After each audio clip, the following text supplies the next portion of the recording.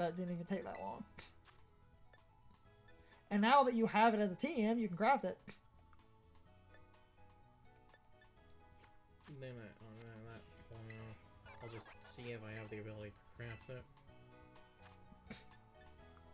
If you're missing materials, we can easily go get. No, I'd craft it, just not now. Make more of those later then. Just making a point. Always good shit. The power item version of Eevee training, because most middle forms guarantee that you get 2 Eevees in a stat. Using Jigglypuff as an example. Now, this kind of depends, and some Pokemon are more common than others. Jigglypuff, as an example, because of how common Jigglypuff was to find, if you hold the HP increasing item, Jigglypuff would drop 2 HP EVs, and the HP increasing item would bump that to 10. And with 10 HP EVs on 10 HP EVs apiece, the maximum number of EVs you can have in a single stat is 252. So with the 10 times 10 is 100. Yeah, I also got a perfect attack and speed. That's funny. Yes. 10 times 10 is 100. So 10 times 20 is 200. And then it's the 10, 20, 30, 40, 50. So you only need to defeat 25 Jigglypuff to max out HP in this hypothetical. And I'm going to be that guy. With how many Jigglypuff existed in that area, 25 Jigglypuff are not hard to defeat. And if you Eevee train with that type of logic, it is not hard to defeat 25 of a Pokemon if you're going for a 252.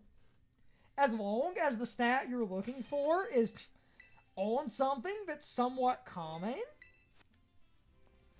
And in this specific game, if you're really going to be that guy, let's say you really wanted to maximize, Jigglypuff, you could just use like a normal encounter sandwich. Yes. What? Yes. Carson didn't even have the sandwich, and they're all over the... Mm-hmm. Imagine you just walk next to the Pokemon Center and just use normal encounter power. Does that thing was like Storm Drain and stuff? Now, this didn't work for normal, but does those abilities pulling Pokemon of those types? I've seen conflicting reports on if that does or doesn't work. Because if that doesn't work to make way for the sandwiches, that's kind of stupid, because that was really convenient. Yes, but there are sandwiches. You didn't even need sandwiches! Jigglypuff are super common! Now, I know there's gonna be that semantic motherfucker of, oh, but like not all the stats are super easy. Yeah, but most of them are. Because, Area Zero has a lot of good final forms that are worth a good chunk.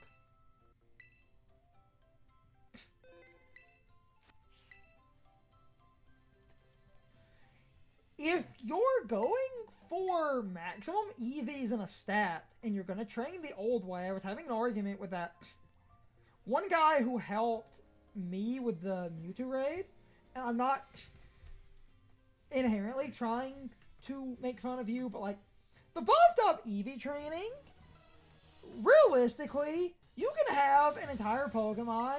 Now, I know this is kind of slow, but you can cap out an entire Pokemon in only about 30 or 40 minutes, depending on spawn odds.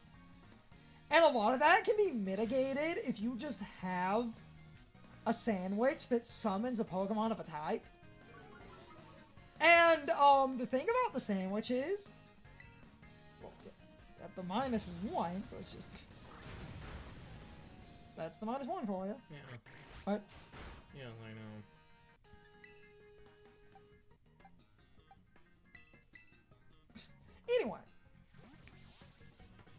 you have Pokemon, and you have the sandwiches, and the sandwiches will summon anything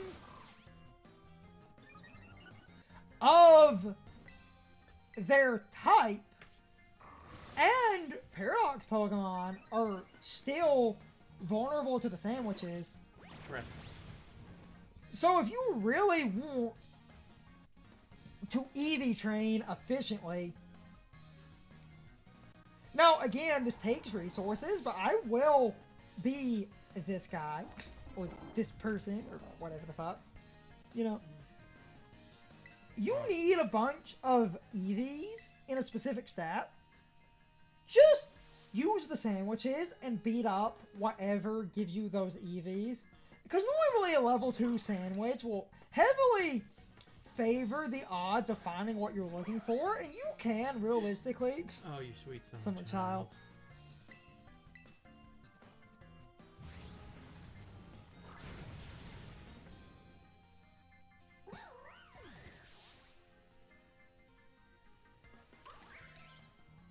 Ninetales.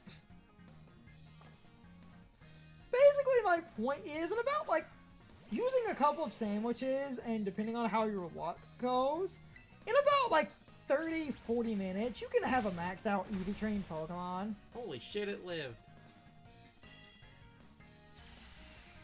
It lived and just disabled, but you're at such low health, I can just do that. Get a tiny amount of health back. Funny thing is, my Terrastal, there it like It's that. because of the +1, it would have probably not lived. +1 would have definitely killed.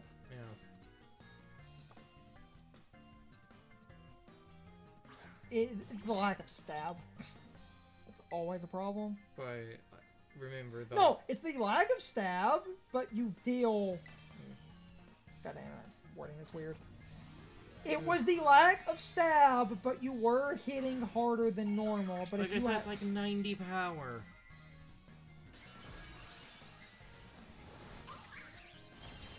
Yeah, that's but a lack of stab, depending on roll ranges. Which is funny because I almost actually literally did Terrastal to lose Mold Breaker to hit it and then Stomping Tantrum. Because I that feel thing like, has a berry. but double stab and now +1. Yeah. And always remember the plus, like, that 20%. Yeah. So again, like 240 power. Identically because it's stab, it's like, And more Pico. got all the more Pico. Wait, isn't this thing part electric? Yes. Though, I believe it has a focus sash. No, it didn't. Oh, we're about to find... I don't remember hers having a focus sash in this battle. Oh, we're about to find out. Oh, wait. It's still disabled. That's Horn Leech then. Horn Leech, get my health back. Oh, no, never mind. I told you... I said people had talked about how she apparently had a focus sash, and the one kid had a focus sash as well, because the DLC has actual strategies. But that gets all of our health back. Wait.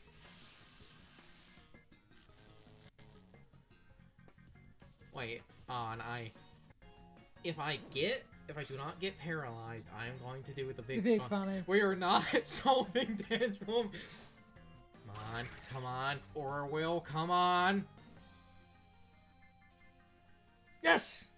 Oh,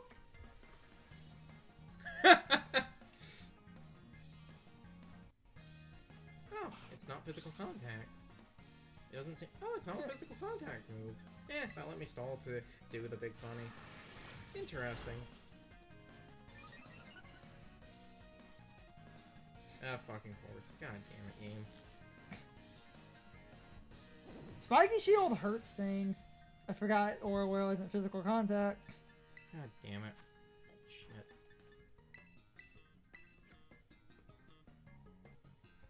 I will admit I forgot about that.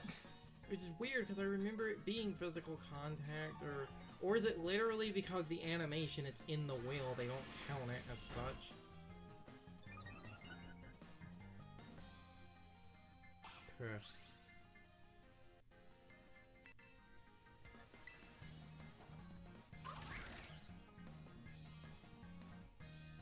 see if it's going to keep spamming or...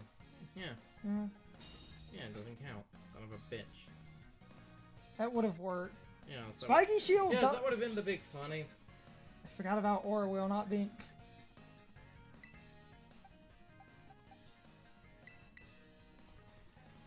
I forgot about Aura Wheel not being physical contact. I got confused and also thought it was physical contact. We're not perfect with random... Because we're gonna have perfect in the defenses if it's actually hurting decently. Well, also, we'll end with this. I wish I had fake out. That would be the fattest funny, so we're just gonna do this. I resist both of those, you fool!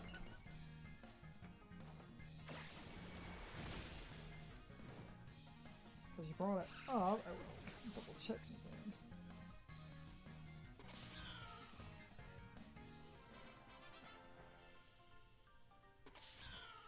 Good old Orwell.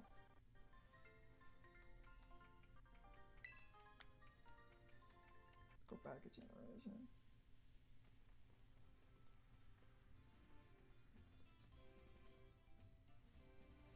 Even in that, that slurred. I was trying to say sword and shield, and it came out kind of slurry. It was never physical contact. Yeah. Oh, fuck me then.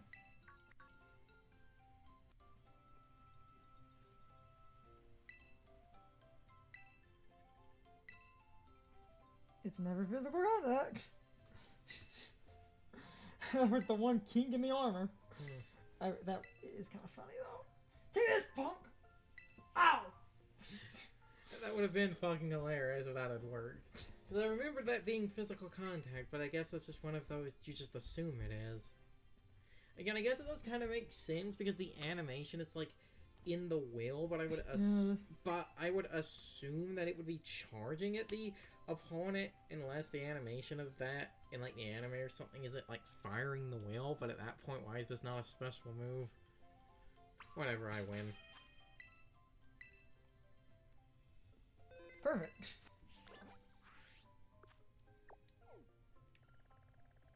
Good old Spiky Shield.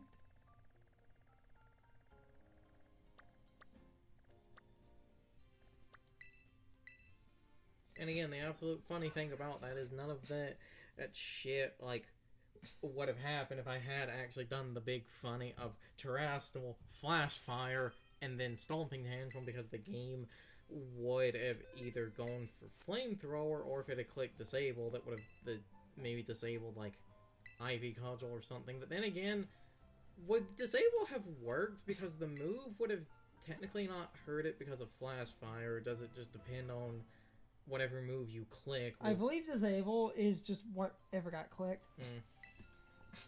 If you had the attack boost, it would have just died, though.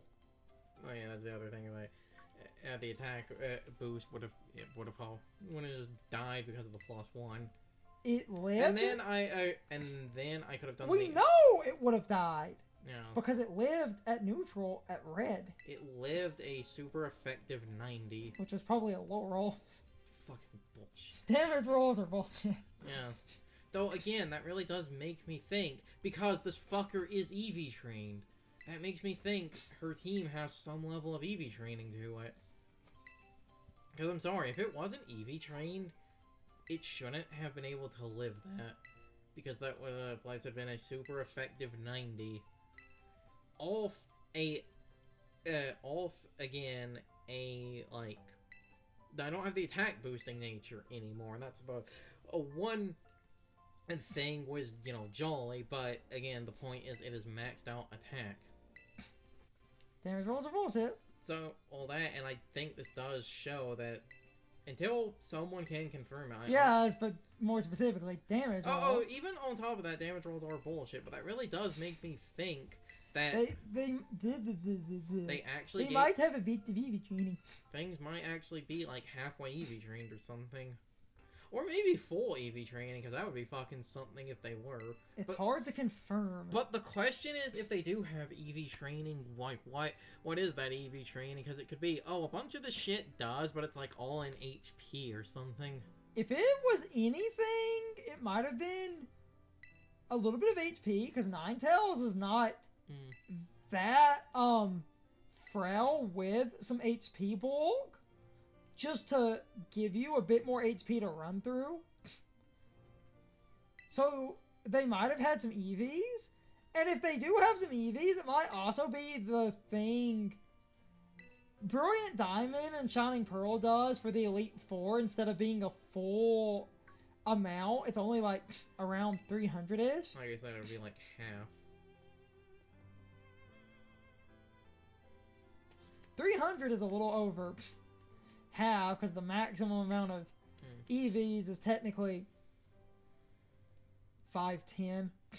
Oh, we also maybe should have explained this when Carson did the one thing. So, when you're EV training, the maximum amount of EVs you can have in one stat is 252.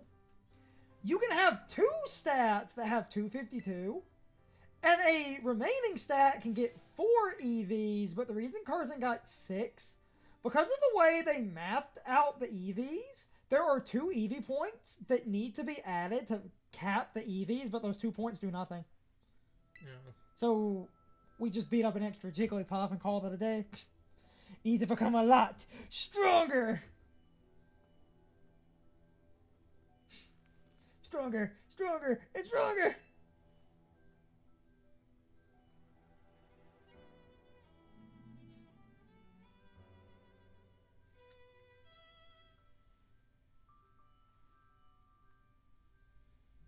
Oh, Just you wait. Oh, man's putting his hair back. That means he's getting serious in anime. You only get serious in anime if you take your clothes off or put your hair back. Now, to comment this, because at the time I thought something was a thing and it's not. I thought they get stronger because they did this kind of thing. I thought there was a hidden post-game battle where he would fight you with like some EV training. That's not a thing. That to be continued and getting stronger is the fact that him and his sister go to Blueberry Academy, and that's where the Indigo Disc is. The second DLC.